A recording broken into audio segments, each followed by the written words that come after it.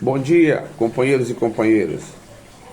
Talvez vocês não gostem muito do vídeo que eu estou iniciando neste momento, mas eu acho que ele é muito favorável a um aprendizado, quem não sabe. Porque às vezes os jornais, eles falam de uma forma e o pessoal mais leigo, ele não entende. Então, ao não entender, ele não aprende e não sabe nem do que está se tratando. Eu estou te falando do neoliberalismo econômico, mas para que eu fale sobre isso, eu vou voltar a meados do século XIX, mais especificamente lá pelo ano de 1850, quando houve a Revolução Industrial, né? Começou na Inglaterra. Por quê? Porque nós tínhamos muitos países do planeta que se comportavam exatamente, e ainda por não ter essa revolução industrial que veio favorecer futuramente a milhões e milhões de pessoas, bilhões, não é? do planeta. Então, esse pessoal não se beneficiaria disso e ficaria num primitivismo. E muitos países, eles se comportavam de uma forma totalmente agrícola. O que eles chamam hoje a produção de grãos e tudo mais no tocante, não somente à alimentação, mas em sua maioria. Então, o que eles chamam hoje de commodities, não é? As commodities justamente são isso, os grandes graneleiros, né? O grande agronegócio produz, né? E exporta em quantidade fabulosa. Bem, isso aí deu origem a que o mundo tivesse um outro tipo de visão. Que visão? A visão de que tivesse que se parar e pensar como ficariam as gerações futuras se não existisse uma revolução industrial, para que se pudesse fazer em maior escala toda a produção de consumo, não é? As nossas roupas, o nosso veículo de locomoção, uma bicicleta, uma carroça de burro naquela época, não é? Então, deu-se a Revolução Industrial, que foi lá, a primeira foi lá pela Inglaterra, e aí se foi se alastrando, não é? Pela França também, e outros países mas originariamente na Inglaterra. E logo depois veio uma segunda, já no começo do século seguinte. Pois bem, com essa revolução industrial, o que acontecia? Se dava emprego a muita gente que não abarcava assim, com muita totalidade a toda a população carente que necessitava de um trabalho. E esse pessoal vivia na base da enxada, sabe? Então, quer dizer, é muito pouco para que se pudesse prosperar. O que existia antes, no passado? Existia o tal capital, não é? Que é o capital. O capital não é o dinheiro. Capital é um bem, né? O dinheiro circulante. Ele não é um dinheiro estacionário, ele é um dinheiro circulante. Veja bem, então os grandes industriais pegavam nas instituições financeiras um determinado dinheiro, não é? E fazia com que esse dinheiro circulasse de que forma? Da seguinte forma, ele investia em compra de insumos, disso e daquilo outro, para que, junto com a mão de obra, dando trabalho a muita gente, isso se transformasse, esse dinheiro, com mais essa mão de obra, vamos falar em termos de mês, essa mão de obra em termos de um mês, se transformasse num produto finalizado, que seria um bem de consumo e vendido ao mercado. Com isso, o que acontecia?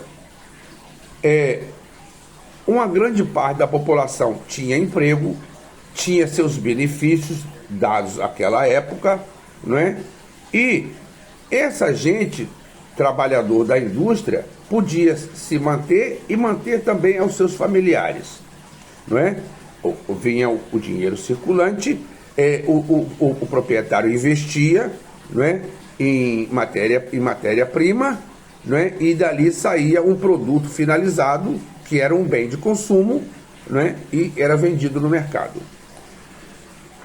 O que foi acontecendo com o passar dos anos, e eu já estou falando isso agora já de uns 30, 35, 40 anos para cá, deu-se uma ideia diferente. Por quê?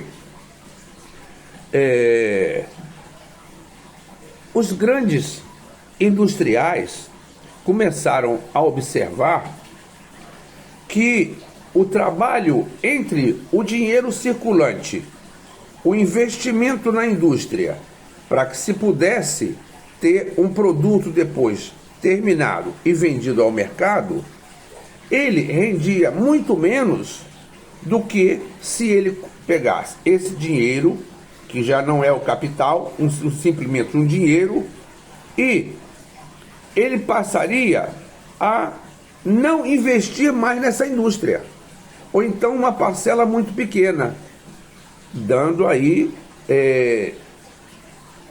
uma consequência de certa gravidade, porque ao já não investir tanto na indústria, ele já não precisaria de tantos funcionários.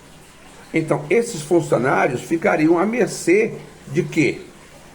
Pois bem, eles chegavam e pegavam esses dinheiros, esse tal capital, não é? Que já deixou de ser circulante, porque ele já não entrava na compra de insumos, de matéria-prima para a fabricação do produto final, e começava a investir em uma outra indústria.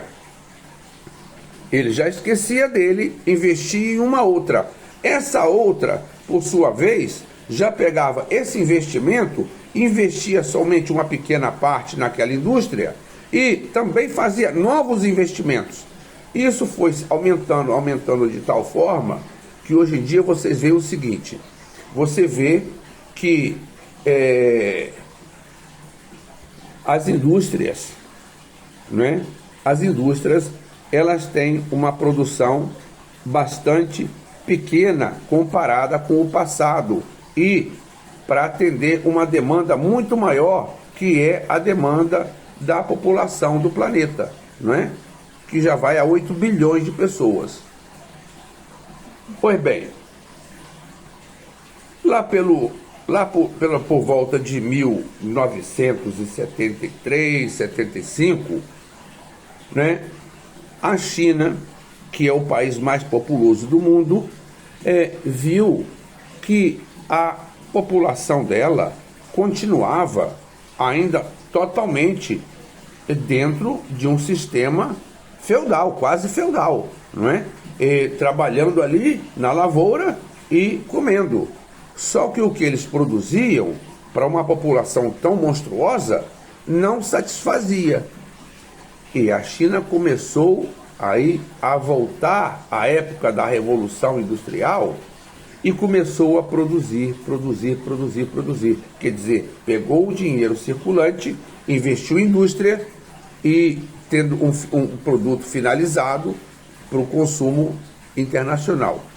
Em tão pouco tempo vocês viram que a China se transformou de um estado praticamente agrícola nessa potência que vocês veem hoje em dia, não é? Que é detentora de grande parte da dívida externa americana, não é? Bem, eu acredito na maior potência, não é, econômica do mundo, não ultrapassando até mesmo os Estados Unidos. Não estou falando da área bélica, não. Estou falando simplesmente dessa área da produção industrial. Pois bem, então os grandes industriais, eles passaram a ver que Ah, não, eu tenho esse dinheiro. Esse dinheiro, ele pode produzir mais dinheiro sem que eu tenha que ter esse trabalho todo, não é? Pagar encargos sociais, pagar empregados, não é? Ter que comprar matéria-prima. Então, esse desgaste, ele passou a ter muito menos. Por quê? Porque esse dinheiro já ia diretamente a um outro investimento, que talvez fosse uma outra indústria e tal. E essa indústria, por sua vez, faria outros investimentos e cada vez menos empregando esse dinheiro, esse capital circulante nas suas fabricações. Pois bem, hoje em dia você vê, vamos dizer em termos de Brasil, o presidente acorda resfriado. Abalou o mercado, o dólar cai, a bolsa cai. O presidente falou uma coisa que não foi do agrado financeiro. Aí a bolsa oscila mais para baixo, ou sobe um pouquinho. Então, tudo isso aí é esse neoliberalismo. Por quê? É dinheiro fabricando dinheiro, certo? E existindo somente patrimônio. Mas esse patrimônio, ele não reproduz exatamente uma produção. E ao não reproduzir esta produção, a China, lá para os anos de 1970, começou a ter uma visão bem mais ampla e começou na chamada Revolução Industrial dela. Não, eu vou passar a produzir. Tanto que você, estando em qualquer parte do mundo, eu casualmente estou aqui nos Estados Unidos, essa camisa que eu estou usando, se você for olhar, é fabricação na China. Qualquer coisa que você pega no Brasil, hoje é fabricação chinesa. E não é porque seja porcaria, não. É porque eles se abriram ao mercado de produção, não é? E exportação ao mundo inteiro. E também, agora já estão se retraindo um pouco. Você vê que agora, com essa fase pós-pandêmica, isso está se retraindo um pouco, retraindo. E eu pergunto, até quando? Então, eu não sei se vocês entenderam bem. O que era o capital antes, e se acoplado, o capital antes, circulante, acoplado a uma mão de obra, se produzia um bem de consumo, qualquer que fosse ele, não é? E existia o lucro. Esse lucro era representativo de mais um capital circulante que o industrial investiria também na indústria, para que pudesse dar mais emprego e mais produção, satisfazendo assim a demanda internacional. Agora, o que vem acontecendo não é isso. O que vem acontecendo, isso reproduzindo novamente para vocês, o que vem acontecendo não é isso. Hoje, simplesmente existem empresas existem 3 empresas mundiais, eu não estou lembrado o nome delas, mas se qualquer um que for aí em qualquer jornal econômico vai ver.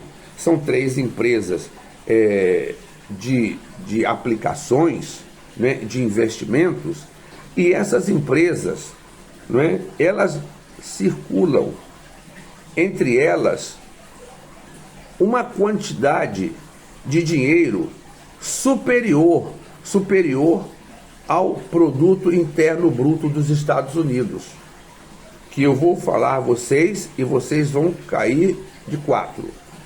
É na fase de trilhões. Então, a empresinha A, ela investe aquilo ali.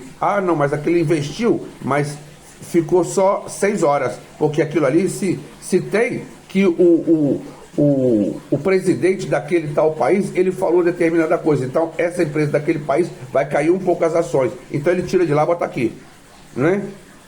Olha, para vocês terem uma ideia, Lula agora, com essa nova administração na Petrobras, vocês viram que as ações da Petrobras caíram.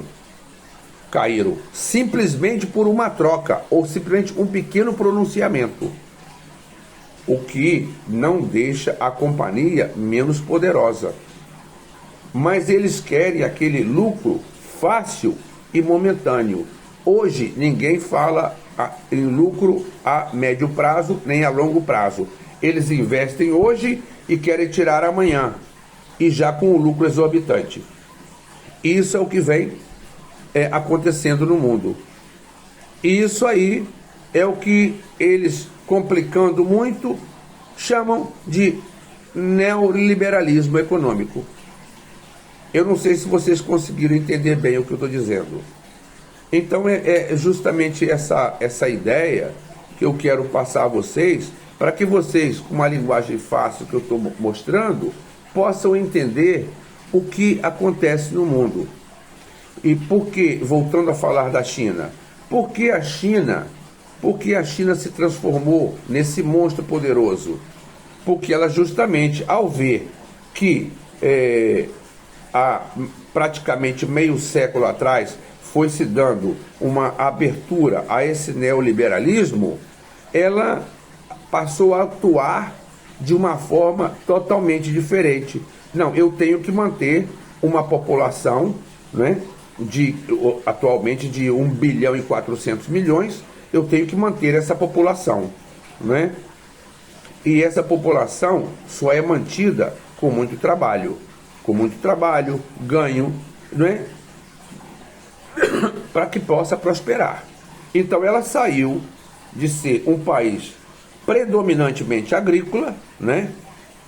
E passou a ser um país industrializado, né? Deu abertura ao tal mercado. Hoje você vai à China, você vê Burger King, você vê McDonald's, você vê Subway, você vê empresas internacionais, não é? No centrão de Pequim, não é?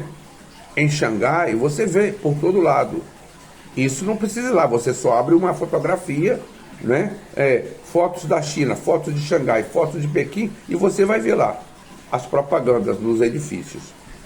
Então é isso mais ou menos que eu imagino que a maioria não soubesse, sabe? Então eu estou colocando numa linguagem bastante fácil para que as pessoas possam ter conhecimento, não é? E dessa forma. Então eu agradeço a todos, muito bom dia, muito obrigado e até a próxima.